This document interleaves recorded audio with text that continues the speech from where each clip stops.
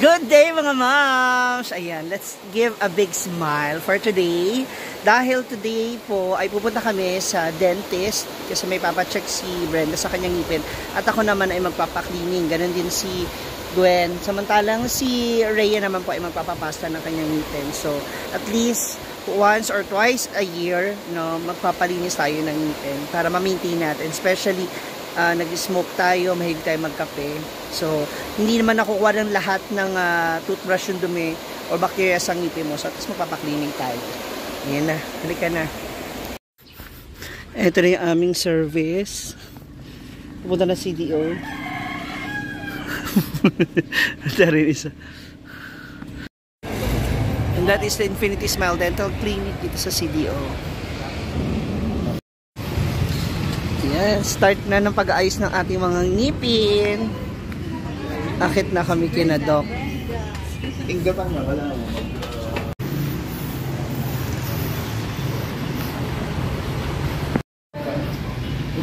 Hello. Siguro siya kasi Ma'am Siji. Good afternoon, Doc. 1 year na balik-balik kami. Slug-lulok mo dyan, no?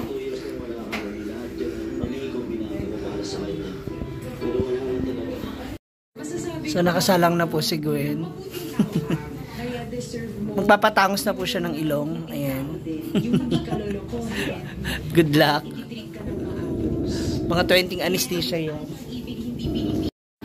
Grabe, Gwen. 3 doktor na yung nagtulong-tulong sa'yo.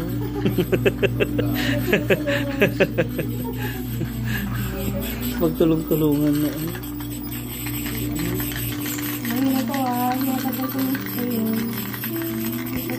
OMG.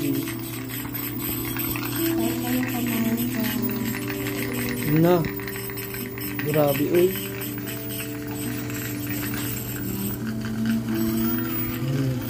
Na.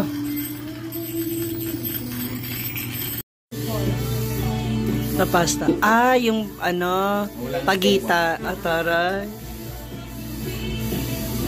Ilang araw yan? Okay. Ibabalik nyo na nun sa dati. Pero tsada ha, ang ganda. Naka-veneers. Naka-veneers na. Nadugtongan. Ayan. So, ako na yung susunod. So, cleaning lang yung akin. So, pero, of course, atanong pa rin natin si Doc kung ano yung recommendation niya, kung ano yung pwede pa nang gawin sa ngipin natin. So, let's see. Halika na.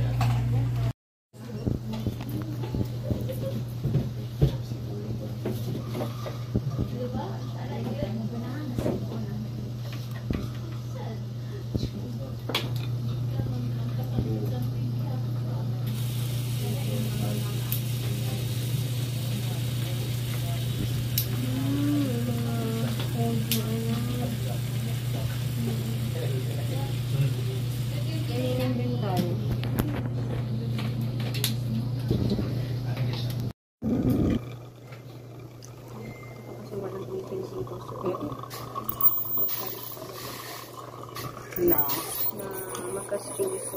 Pero hindi naman agad-agad.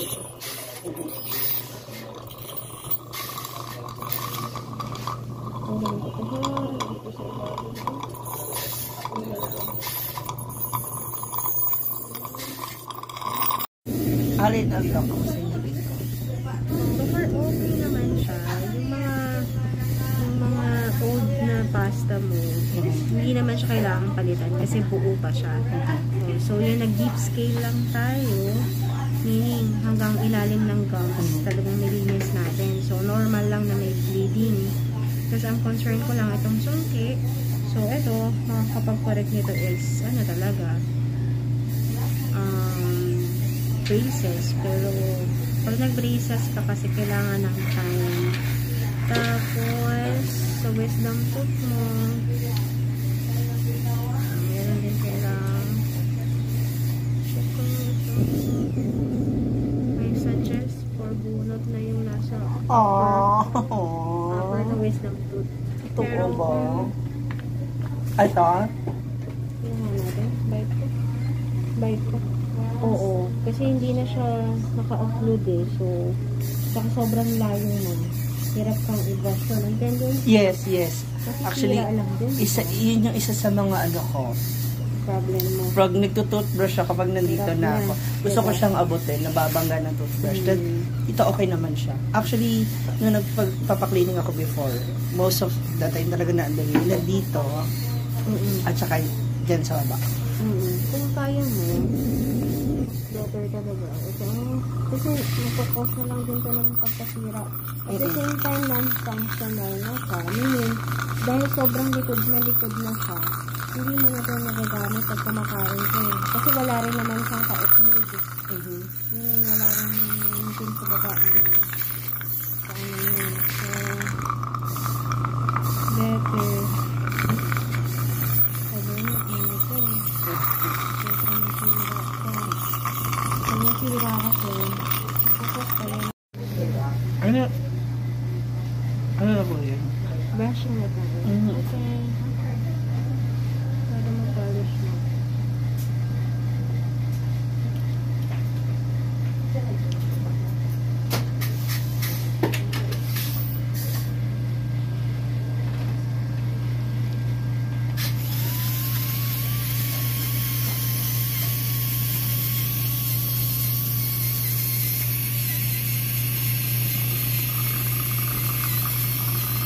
Every 6 months, Every 6 months clean mo. dapat piniclean. Kaya nga po. Namomonitor natin. Sige, babalik po tayo ka. Tapos, kahit wala pang 6 months, kung may time ka makabalik for bunot yung dalawang taas. Para hindi madamay ibang ngipin. Oo. At the same time, yun na nga, mahirap kasi siyang abutin na. So, napansin ko na may konting sira na siya. Parito. So, kaysa lumaki pa yun na lumaki, mag-post pa ng sira sa'yo. Madamay yung iba. Madamay ba yung iba? Siguro after Holy Week na lang. Pwede. Oo, after Holy Week. Kasi makabalik ka. medyo may mga ganap pa eh. Oo. Lalo na, dalawa. Wisdom to talaga mapapahinga ka. Oh my God. So, kailangan... Hindi naman siya surgery kasi fully erupted siya. Pero, syempre, dalawa sabay. So, kailangan Do you nakarest think ka. mabilis? Hopefully. Maganda may x-ray. Pero, Wala akong maintenance dito. Pero bigla akong kinabahan. hindi. Kaya, hindi naman siya yung major operation. Okay. So, ayun na, mga moms. Ay, dito natin titignan.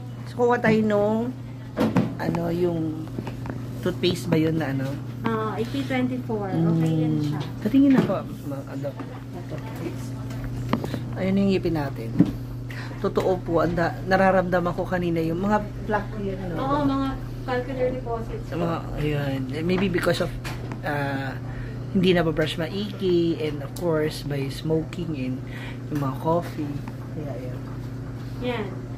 Parang ito yung toothpaste ko. Oo, whitening toothpaste. Parang ito. Maganda siya. Okay. So, ayan. If you want to avail this, you can contact Doc Che. Ayan. Makikita nyo dyan sa ating screen yung kanyang FB page. Pwede sila mag-deliver sa inyo worldwide. Oy, worldwide. Parang sa naon ko. Taray. Ayan. This is for only 400 na. 400 na. 400. 400. Ayan. 400 pesos. Ayan. Abangan ninyo. Abangan ninyo ha. Yung magiging effect. See ya. O, next na. Tawagin na natin. Next patient. Pass. Si Brenda na pala. Si Rhea Filingera's turn. Para sa kanyang cleaning at pasta na rin. Filingera. Rhea Filingera! Hindi ka kilala kasi hindi ka sikat. Tingnan, tikman mo. Hindi ka mo sa dila niya, Dok. Nilagay siya ng pasta. Yan lang ba pagkawan niya? Ito rin daw. Ang Sabi kabila. niya. Hello, confident na siya. Yun lang daw eh. Yung harap lang daw. Yung papagawa mo ba? Yes, daw. Tingin. Ka-smile. Yay! Ano yung injection? Major ba yan? Bakit may injection? Para hindi ko lang hinuha kung pinag-prep natin.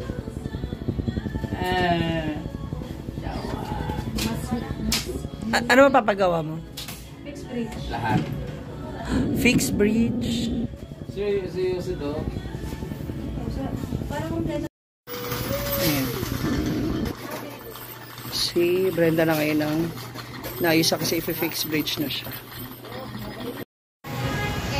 Ayan na nga. So, natapos na yung aming cleaning, ang aming dental clinic schedule with Doc Che Bagisa. Ayan. So, thank you so much, Doc, sa paglinis ng aking teeth.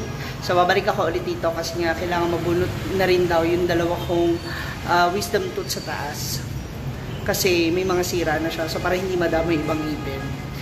So, ayan. Again, thank you so much. Ayan for watching. So, please don't forget to like, share, and subscribe. Bye!